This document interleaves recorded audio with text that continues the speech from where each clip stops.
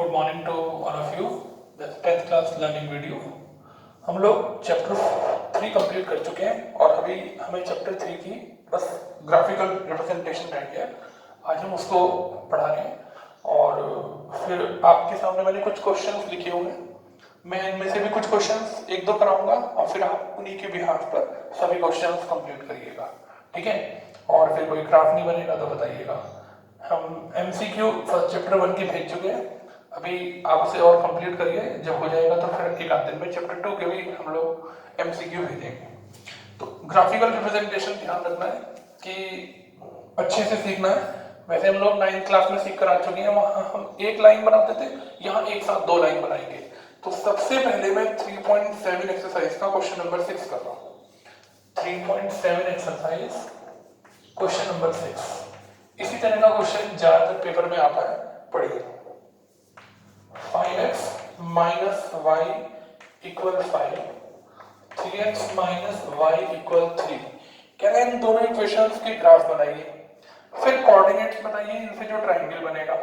और ट्रायंगल में कौन सा बनेगा? इन लाइनों के बीच में और वाई एक्सिस के बीच में। और कभी कभी तो एरिया पूछ लेता है, ठीक है। तो इसमें हम लोग सारी बातें डिस्कस करेंगे, जो उसने नहीं पूछी वो भी और जो पूछी है वो भी। सबसे पहले मैं इक्वेशन लिख रहा हूँ 5x माइनस वाई इक्वल 5। एक बार चेक कर लेते हैं, यही इक्वेशन है 5x माइनस वाई इक्वल 5। चलिए y का आंसर निकालने के लिए क्या करें? 5x माइनस 5, ये y का आंसर आ गया। देखो y उधर चला गया, 5 उधर। अब x की वैल्यू पुट करते जाएंगे और y का आंसर आता जाएगा। तो आप लोग शो करके दिखाइएगा, मैं डायरेक्ट टेबल बना रहा हूं, आप लोग शो करके दिखाइएगा, ठीक है। बोर्ड के एग्जाम में सबके आंसर निकालने का अलग अलग मार्क्स होता है, x और y। चलिए x की जगह 0 पुट करते हैं। जब 0 पुट करेंगे तो 0 में से 5 जाएगा, y का आंसर -5 आएगा। x की जगह 1 पुट करते हैं तो आंसर 0 आएगा। x की जगह 2 पुट करते हैं तो 5 2 या 10, 10 में से 5 जाएगा तो 5 बचेगा x की जगह 2 पुट करने से। तो तीन कोऑर्डिनेट होने चाहिए, 0, -5, 1, 0 और 2, 5। ठीक है। जब भी मैं आपसे ग्राफ की बात करता हूं तो ये बताता हूं कि तीन मिनिमम पॉइंट्स आपके पास होने चाहिए। चलिए दूसरी इक्वेशन है 3x माइनस वाई इक्वल 3। यहां कर देते हैं 3x माइनस वाई इक्वल 3। क्या करें? इस 3 को इधर ले आते हैं और y को इधर ले जाते हैं। फिर से एक टेबल बनाते हैं, ये देखिए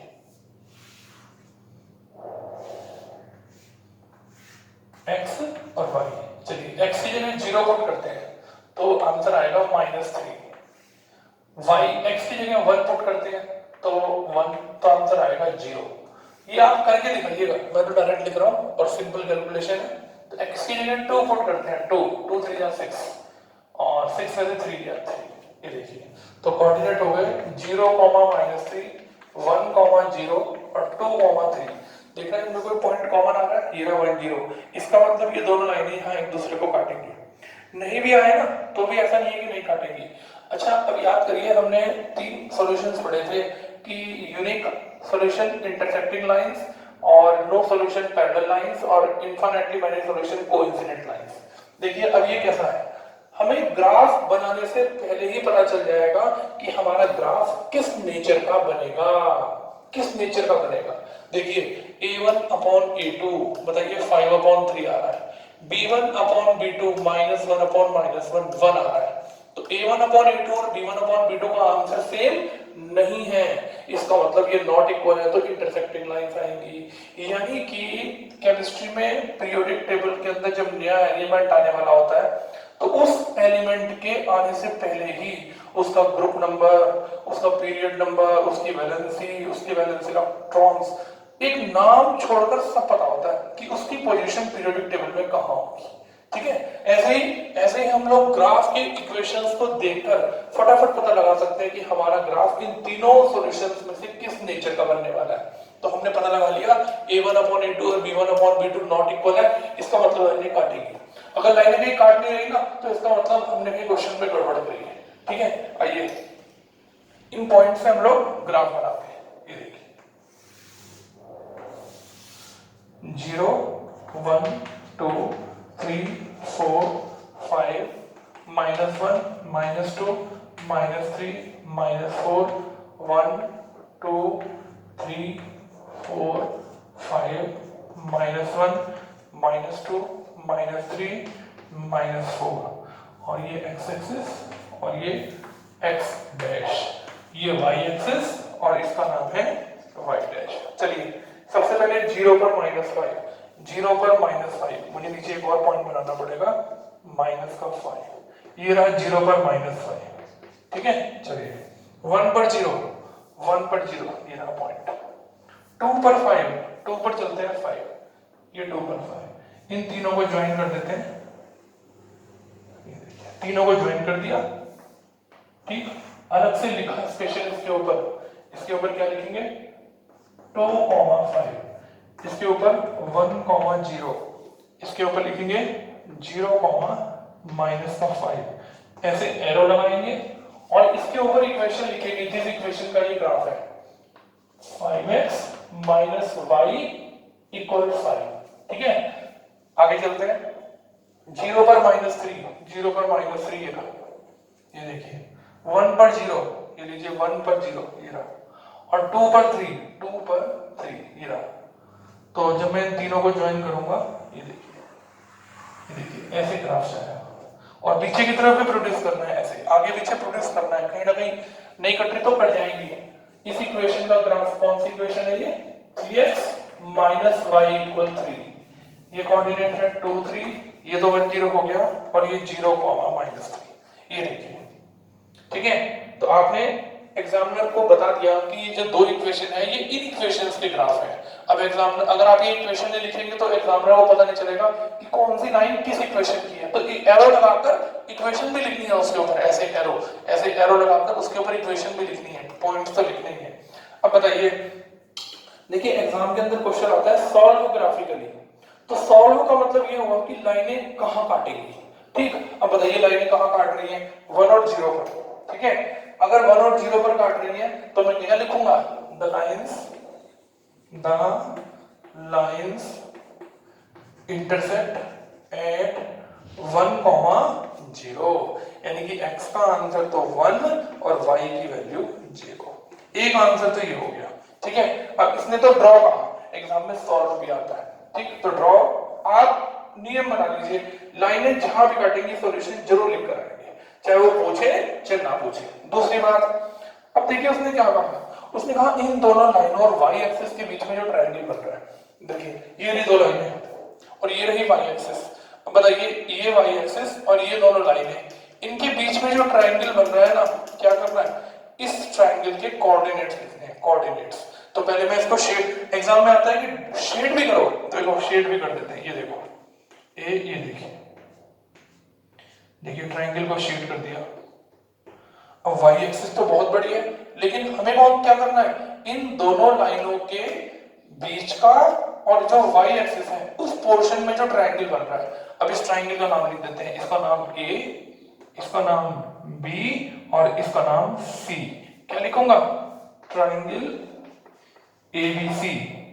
A की कोऑर्डिनेट 1 0, B के कोऑर्डिनेट 0, -3 और C के कोऑर्डिनेट है 0, -5। ये देखिए ये आपका इस ट्रायंगल का शेडेड पोर्शन आ गया, ये तीनों इसके कोऑर्डिनेट। अच्छा जरूरी नहीं है कि आप इसका नाम A लिखे, इसे A लिख लो, इसे B लिख लो, इसे C लिख लो, जिसका मर्जी नाम A B C लिख लो, कोऑर्डिनेट्स तो यही रहेंगे, A, इसका नाम B और इसका नाम C, ठीक है।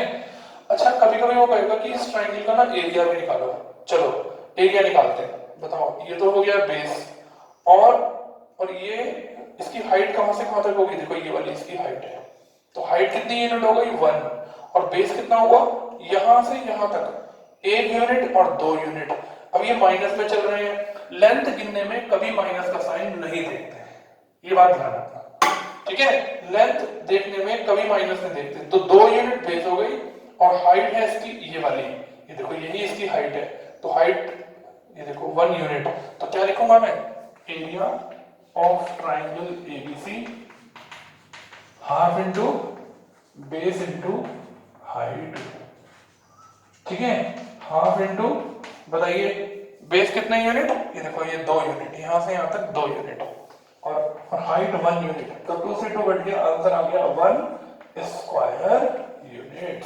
देखिए आपने आपने वर्टिसेस भी बता दिए, ट्राइंगल का नाम भी बता दिया, लाइनें कहाँ कट रही हैं ये भी बता दिया, शेडेड भी कर दिया, वाई एक्सिस के साथ शेड भी कर दिया, और देखिए और एरिया भी निकाल दिया आपने। ये देखिए, बताइए बात समझ में आएगी नहीं आएगी?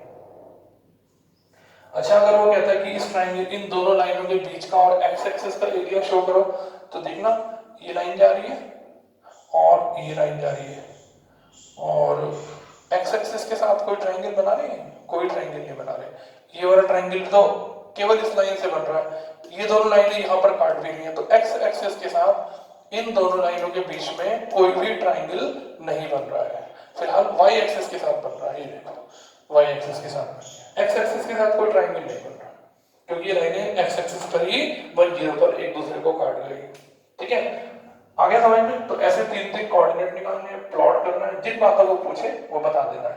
वाई एक्सिस के साथ पूछे वाई एक्सिस के साथ, एक्स एक्सिस से पूछे एक्स एक्सिस के साथ, जहां लाइनें काटेंगी उनका सॉल्यूशन जरूर लिखना है, चाहे वो पूछे चाहे ना पूछे। एक मैं वैसे ही सिंपल क्वेश्चन आपके सामने करके देखता हूँ, इसको मैं दोहराऊंगा।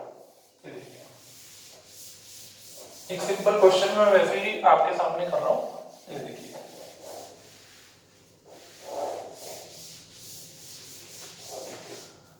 अब देखिए, सपोज कीजिए कोई भी 2 क्वेश्चन है, 2 इक्वेशन है और उनका मैंने ग्राफ बना दिया 0 1 2 3 4 5। सिंपल इंस्ट्रक्शन डिस्कस करने के लिए मैं आपसे ये क्वेश्चन पढ़ रहा हूँ। ठीक है, ये 1 ऊपर 2 3 और ये 4, नीचे -1 -2 -3। ठीक, अब देखिए मैं आपके सामने एक सिंपल क्वेश्चन कोई भी डिस्कस कर रहा हूँ। ये देखिए एक इक्वेशन बनाई मैंने, ये उसका ग्राफ है, कोई भी इक्वेशन कोई भी, और ये उसका ग्राफ है। ये देखिए एक और इक्वेशन बनाई मैंने और ये देखिए ये उसका ग्राफ है, जो इक्वेशन दूसरी बनाई।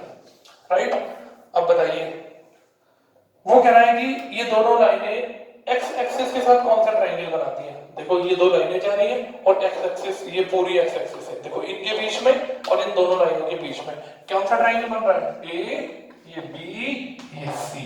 तो ट्राइंगल का नाम एबीसी, और ए के कोऑर्डिनेट है देखो 1 पर 3 1,3, इसके कोऑर्डिनेट है बी के -1, 0, और सी के कोऑर्डिनेट है 3,0। देखो 3 कोऑर्डिनेट आ गए। वो कहे कि इसमें शेड करो, लो शेड कर दो। एक्स एक्सिस के साथ की बात चल रही है, एक्स एक्सिस में शेड कर दिया। वो कहे इसका एरिया निकालो, लो भाई half into base into height. अब बताओ यहां से यहां तक बेस है तो 3 यूनिट इधर हुआ और 1 यूनिट इधर, माइनस का साइन नहीं देखना, बस यूनिट काउंट करना है। 1 इधर और 3 यूनिट उधर, कितना हो गया 4। देखिए इस ट्रायंगल की हाइट यहां से ऊपर तक जाएंगे तो यहां से यहां तक कितने यूनिट है इसकी हाइट 3, तो आंसर हो गया 2 2 जा 4 2 3 जा 6 स्क्वायर यूनिट्स।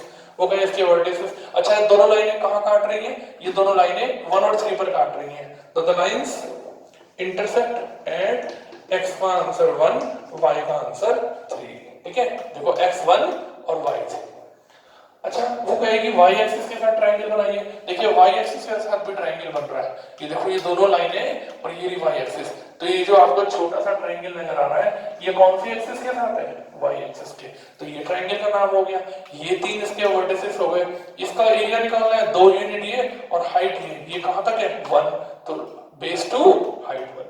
ऐसे वो आपसे कुछ भी पूछ सकता है, चारों बातें, शेड, एरिया, वर्टिसेस और लाइनें कहां काट रही हैं। ठीक है, तो आप ये सब क्वेश्चंस बनाइए, जो समझ में नहीं आएगा बताएंगे, अभी चिंता मत करिए। हम लोग 3.1 डिस्कस कर रहे हैं आपके सामने।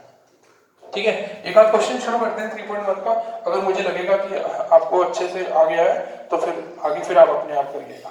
ये मैंने वैसे ही एक रफ क्वेश्चन आपको वैसे ही बनाकर दिखाया कि एक्स एक्सिस के साथ ट्रायंगल कैसे बनता है, वाई एक्सिस और इन दोनों लाइनों के बीच में ट्रायंगल कैसे बनता है, कैसे एरिया निकालते हैं, कैसे यूनिट काउंट करते हैं, जहां लाइनें काटती हैं उन कोऑर्डिनेट्स को कैसे लिखते हैं। ठीक, आइए जल्दी से बुक में 3.1 निकाल लीजिए। अभी हम लोग 3.1 पढ़ने लग रहे हैं। 3.1 में वर्ड प्रॉब्लम भी है और उसको ग्राफिकली शो करना है, ग्राफिकली। और मैंने ये सब लिख दिया है कि अब आपको कौन कौन से क्वेश्चंस करने हैं। मैं ये करा चुका, 3.1 करा रहा हूँ, बाकी क्वेश्चंस आपको करने हैं। जो नहीं होगा मुझे बता देना।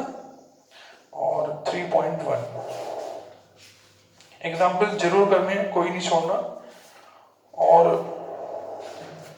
हम लोग एक्स्ट्रा क्वेश्चन की भी शीट आपको भेजने वाले हैं फटाफट, जिससे वर्ड प्रॉब्लम में हमारी पक्की हो सके।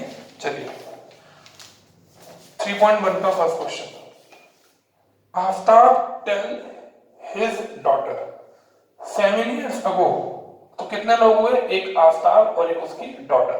तो सबसे पहले लिखेंगे क्वेश्चन नंबर 1 3.1 एक्सरसाइज का, let present age of Aftab x years and let present age of daughter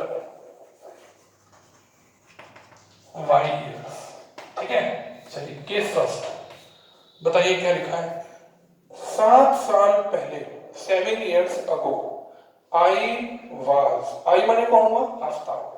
7 साल पहले आई, ठीक है, 7 साल पहले, 7 साल कब हो गए, वॉज माने क्या होगा, इक्वल। याद करिए जब हमने वर्ड प्रॉब्लम करी थी एज वाले क्वेश्चन की, तो इसी तरह से लैंग्वेज बनाई थी। 7 साल पहले आफ्ताब की एज वॉज कितने टाइम्स, 7 टाइम्स। 7 टाइम्स, किसका 7 times, as old as you were then. You were then का मतलब डॉटर। तो बताइए डॉटर की एज 7 साल पहले क्या हो गई, y माइनस 7। एक इक्वेशन बनाई, अब इसको सॉल्व करते हैं, फिर दूसरा केस पढ़ेंगे। x minus 7 7y minus 49। इस 7 को उधर ले जाओ, x इक्वल्स 7y माइनस, ये इधर आकर प्लस का हो जाएगा, ये देखो। तो ये 42 बच जाएगा जब आप 49 में से 7 माइनस करोगे। अब ये इक्वेशन बन गई ग्राफ के अकॉर्डिंग। क्या करेंगे, टेबल बनाएंगे। ये देखो 3 कोऑर्डिनेट्स निकालेंगे, 3 कोऑर्डिनेट्स। देखो कितना आसान है, एक बार इक्वेशन सही बन जाए। 7 साल पहले आफ्ताब की एज वॉज इक्वल माने वॉज 7 टाइम्स, इसके बाद है 7 टाइम्स डॉटर की एज 7 साल माइनस, अच्छे से मल्टीप्लाई किया। बच्चे 7 7 जब करना भूल जाते हैं, खाली 7 को y से कर देते हैं, साइन चेंज करना भूल जाते हैं उधर जाके, ध्यान रखना। चलिए x की जगह कुछ ऐसा पुट करिए जिसे हम ग्राफ पे शो कर सके, बड़ा बड़ा नंबर पुट मत करिएगा। चलिए ऐसा पुट करते हैं, क्योंकि अब हम 1 2 3 4 की जगह 10 20 30 लेने वाले हैं। तो y की जगह अगर मैं 10 पुट कर दूं, 10, तो y के सामने लिखना है, तो ये आएगा 70। अगर मैं y की जगह 10 ले लूं तो x का आंसर आएगा 7 into 10 minus 42। 70 minus 42, 10 में से 2 गया 8, 6 में से 4 गए 2। ये देखो ये आंसर आ गया। चलिए ठीक है, अभी 10 लिया, अब 15 ले लेते हैं। 15 तो y की जगह 15 ले लेते हैं, तो x का आंसर आएगा 7 into 15 minus 42। करना भाई कितना आता है, 105 minus 42, ये हो गया 3 और 10 में से ये 63 आ गया। तो x का आंसर 63 आ गया, जो y की जगह क्या पुट किया, 15। तो 5 पुट करके देखते हैं, 5 तो माइनस में आ जाएगा, कोई बात नहीं आ जाए, लेकिन चलो 10 12 ले लेते हैं, 12। तो y की जगह 12 ले लेते हैं, तो y की जगह जब 12 लेंगे तो क्या आंसर आएगा, x का आंसर आएगा 7 into 12 minus 42, 84 minus 42, तो 42 आ गया। तो x का आंसर अगर 42 लिया तो y का आंसर क्या आ गया, 12 आ गया। ठीक है, y 12। अब 3 कोऑर्डिनेट्स आ गए। ऐसे ही अब मैं दूसरा केस पढ़ूंगा। अब देखिए दूसरा केस क्या है। 3 years from now, आज से 3 साल बाद, I shall be, आज से 3 साल बाद क्या आएगा, केस सेकंड। बताओ भाई, आज से 3 साल बाद, तो आफ्ताब की एज आज से 3 साल बाद क्या होगी, x plus 3। I shall be 3 years from now, shall be माने इक्वल 3 टाइम्स, यहाँ था 7 टाइम्स, यहाँ है 3 टाइम्स, इक्वल के बाद किसका, डॉटर का। डॉटर की एज क्या हो जाएगी, y plus 3। देखो कितना आसान हो गया। अब जल्दी से क्या करें, x plus 3, 3y plus 9 और x की वैल्यू हो गई 3y plus 3 को उधर ले जाओ, देखो उधर जाके 3 माइनस हो जाएगा। अब देखो कितना आसान, छोटी सी इक्वेशन बन गई फटाफट। अगर आप केस को ठीक से पढ़ेंगे तो इक्वेशन ठीक बनेगी, नहीं तो उटपटांग बन जाएगी। 3 टाइम्स डॉटर की एज का 3 टाइम्स, शेल बी के बाद 3 टाइम्स है। चलो y की जगह 0 पुट कर दो, तो x का आंसर y की जगह 0 पुट करेंगे तो x का आंसर 6 आ गया। 1 पुट कर दो 1 y की जगह, तो 3 बन गया 3 और 3 + 6 कितना हो गया 9। या एक काम करो ना, जब ये 10 20 चल रहे हैं तो आप भी 10 20 चलाओ। चलो 10 पुट करो, 10 3 या 30, 30 + 6 36। 15 पुट करो, 15 3 या 45, 45 + 6 51। और क्या पुट करोगे, 5 पुट कर दो। चलो 5 3 या 15, 15 + 6 कितना हो गया 21। देखो तो 3 कोऑर्डिनेट यहाँ 3। अब देखो ग्राफ कैसे बनेगा, ये देखिए। अब ग्राफ खींचने के लिए ना क्या लिखेंगे, 10 20 30 40 50 60 70। x पे बड़ा नंबर 63 जा रहा है, कोई बात नहीं, हो गया। यहाँ भी 10 20 30 40 50 और इससे बड़ा नंबर कोई जा नहीं रहा।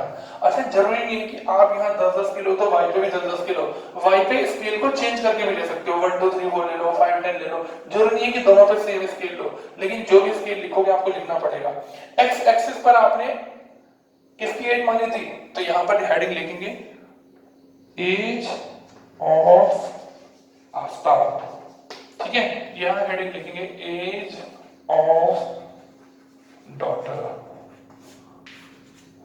ऐसे, ठीक। और स्केल में क्या लिखेंगे, 1 सेंटीमीटर = 10 years, एक्स एक्सिस पर भी और वाई एक्सिस पर भी, ठीक।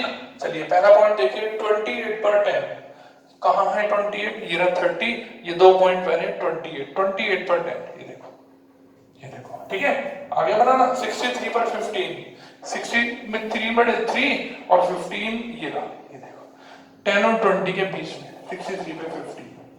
आगे चलते हैं, 42 पे 12, 40 ये रहा 42 और इसकी सीट में 12, ये 2 पॉइंट, ये देखो ये 3 पॉइंट आ गए। इन तीनों को आपस में ज्वाइन कर दिया और पीछे की तरफ प्रोड्यूस कर दिया।